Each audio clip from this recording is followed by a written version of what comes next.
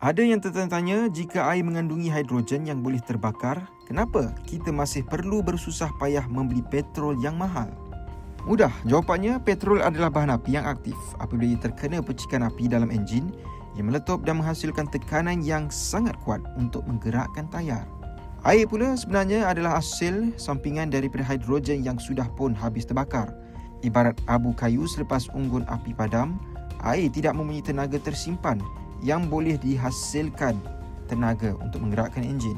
Walaupun air tidak boleh membakar enjin secara terus, ia boleh mengasingkan hidrogen daripada air melalui proses elektrik, dan itu adalah yang digunakan oleh kereta sel bahan api hidrogen FCEV seperti Toyota Mirai.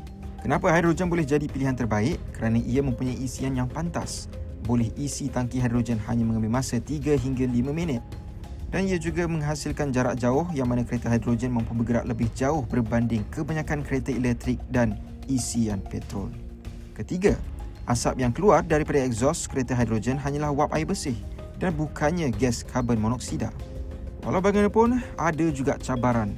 Walaupun ia nampak sempurna, teknologi hidrogen masih berdepan cabaran yang besar, yang mana ia melibatkan kos yang tinggi dan juga masih kurang stesen di Malaysia dan juga banyak negara lain. Kesimpulannya, petrol mungkin masih dominan kerana ia murah dan mudah, tetapi hidrogen adalah pesaing kuat untuk masa depan, terutamanya bagi kenderaan berat seperti bas dan lori yang perlu bergerak jauh tanpa menghenti lama untuk mengecas bateri.